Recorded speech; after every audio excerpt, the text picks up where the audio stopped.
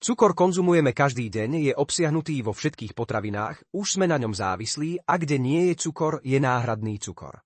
Táto vec je oveľa menej sladká a viac nebezpečná pre vaše zdravie, cukrový monopol ovládol svet už dávno. Krmia nás a naše deti to nedokážu bez sladkej limonády.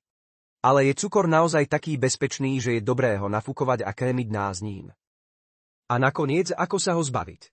Je to hrozná závislosť. Poďme si to ujasniť. Hej všetci svitá, len si pomyslite, naša láska k sladkostiam je porovnateľná so závislosťou od tabaku a drog. Cukor zvyšuje hladinu hormónu šťastia dopamínu v tele a zlepšuje náladu. Časom účinok slabne a na opätovné dosiahnutie potrebnej koncentrácie dopamínu ho treba viac, aby ste sa nedostali do depresie, človek stále zvyšuje dávku, nič nerozoznie zvon. Ale ak sa náhle rozhodnete vzdať sladkosti, čo vám môže spôsobiť skutočnú abstinencia, ktorá si vyžaduje liečbu. Je potrebné si uvedomiť, že cukor je produkt, ktorý nie je vytvorený prírodou, ale ľudskou civilizáciou, takže jeho spotreba je neprirodzená a to nie je zdravé. Cukor je už dávno všetkým zrejmý a mnohí ľudia sa snažia obmedziť ho v strave, ako sa len dá. Je to už začiatok správnej cesty. Ale napriek tomu ho naďalej jeme príliš veľa. A predsa ktoré potraviny sú tikajúcou časovanou bombou. Akcie, ktoré by sa vôbec nemali používať. Teraz vám o tom poviem pár slov. Prvými z nich sú, samozrejme, konzervy a polotovary. Sú vyrobené nielen z paradajok, ale sú naplnené tonami cukru, aby vám vôbec niečo chutilo. Druhá vec sú klobásy a párky, rôzne omáčky, cukor môže byť kdekoľvek. Je to dobrý zvýrazňovač chuti, ktorý sa používa takmer na všetko vo všetkých odvetviach, takže je ľahké čítať etikety a snažte sa tieto potraviny nekonzumovať vo veľkých množstvách. Pretože okrem cukru je tu niečo oveľa viac zaujímavé.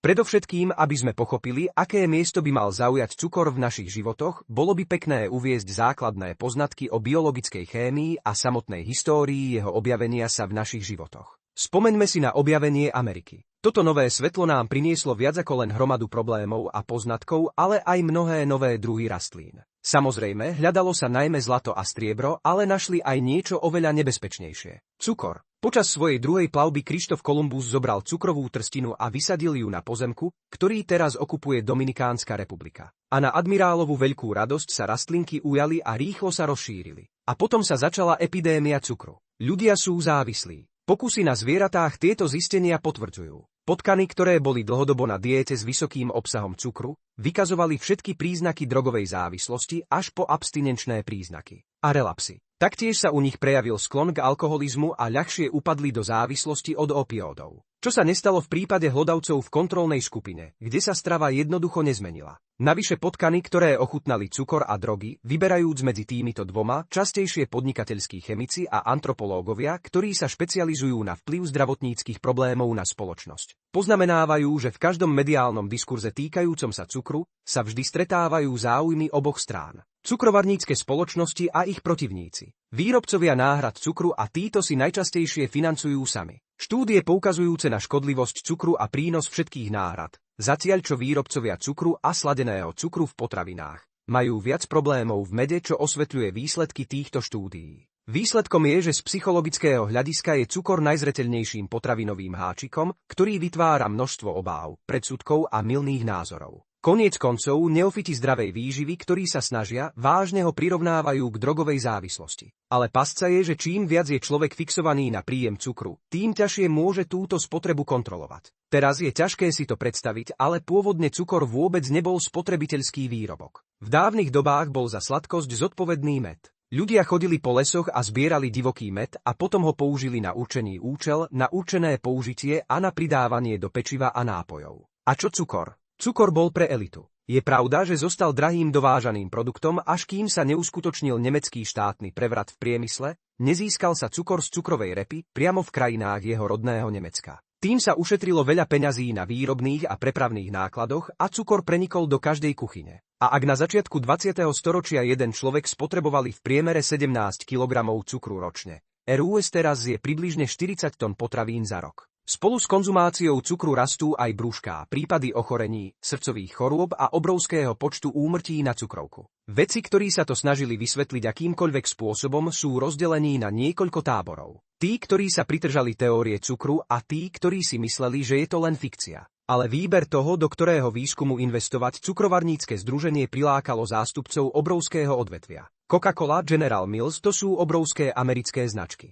A investovali do nich, pretože to bolo ziskové, ale zároveň popreli samotný cukrový monopol. Koniec koncov, väčšina peňazí bola poskytnutá výskumníkom, ktorých práca boli jednoznačne zamerané na odvykaciu liečbu cukrovky. Preto sa žiadosti o sponzorstvo ukázali ako vhodné. Napríklad jeden vedec, aby dokázal aeroterapeutickú hodnotu cukru pri liečbe depresie, povedal, že cukor je pre vás dobrý. Čokoláda na náladu. Približne také boli aj slogany. Ale aj tak, skôr či neskôr, každá ríša sa zrúti. A na konci minulého storočia v Spojených štátoch vypukol obrovský škandál. Skutočné sprisahanie bolo odhalené. Ukázalo sa, že výrobcovia cukru podplácali zdravotnícke spoločnosti. A to všetko len kvôli záveru. Na čo ho potrebovali? Je to veľmi jednoduché. Museli sme zakryť škodlivosť cukru. A za peniaze podnikateľov vedci vyvodili nepravdivé závery. Skrývanie alebo minimalizovanie škodlivosti cukru všetkými možnými spôsobmi. Skrývali, že sladkosť spôsobuje cukrovku a obezitu, srdcové ochorenia a dokonca aj rakoviny. Všetko by sa to dalo nazvať podvodom storočia. Koniec koncov, ľudia už 10 ročia veria výrobcom vytvárajúcim legendu o cukre, že sa netlstne len z tučných jedál. Ale od výrobcov tukov stále táto verzia nebola vôbec uspokojivá.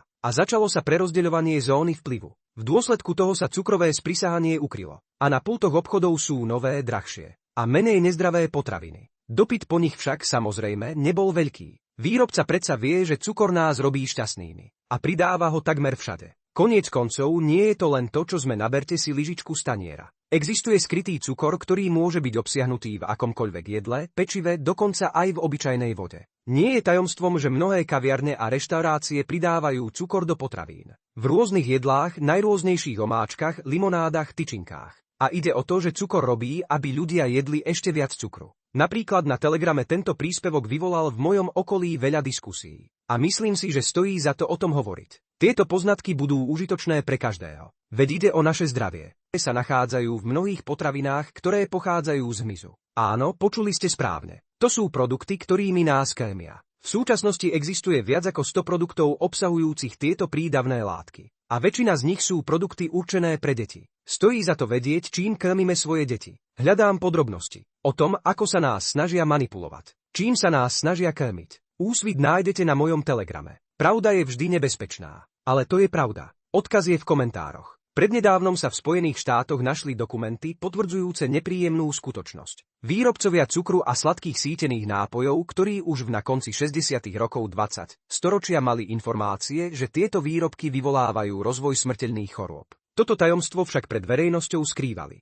No neskôr ďalší dôkaz, že spoločnosti vyrábajúce sódu vedeli o nebezpečenstve svojich výrobkov. Objavila ho skupina nezávislých výskumníkov. Preštudovali materiály, ktoré sa za posledné polstoročie uskutočnili v rámci Medzinárodnej nadácie pre výskum cukru. Pri prehľadávaní archívov tým narazil na zaujímavý experiment, ktorý sa konal v rokoch 1967 až 1971. V priebehu týchto experimentov britský biológ a jeho kolegovia sledovali, ako jedálny lístok, ktorý takmer celý pozostával z cukru, ovplyvňoval zdravie niekoľkých desiatok laboratórnych potkanov. A pomerne rýchlo výskumníci zistili dva negatívne účinky, ktoré boli spojené s týmto produktom. Nielenže to viedlo k obezite, ale aj k zrýchlenému nahromadeniu triglyceridov a iných tukov v krvi u hlodavcov, čo zvyšuje riziko srdcových a cievnych problémov. Ani HÚ to nepopiera. Takmer polovica všetkých chorôb kardiovaskulárnych ochorení, cukrovky sú spojené s obezitou. Hlavnými šíriteľmi tejto epidémie sú cukor a sladké potraviny, limonády, ktoré sú všeobecne obľúbené. A teraz je jasné, že 10 ročia všetci výrobcovia dávajú cukor do všetkých výrobkov. Všetko preto, aby mohli mať aspoň tam príchuť. Všetky možné tvarohy, sladké nápoje, veľmi milované vrátane detí. To je dôvod, prečo máme rastúci príliv detských chorôb, ktorý je teraz veľmi ťažké zastaviť. Ale stojí za to si uvedomiť, že všetko až do poslednej chvíle je v našich rukách. My sami môžeme sledovať, čo jeme, čo jedia naše deti, aké knihy čítame a aké filmy sledujeme. Ak ste jedným z nich, prihláste sa na odber kanála, kto sa chce zobudiť. A nezabudnite, že úsvit je už za rohom. Všetko najlepšie.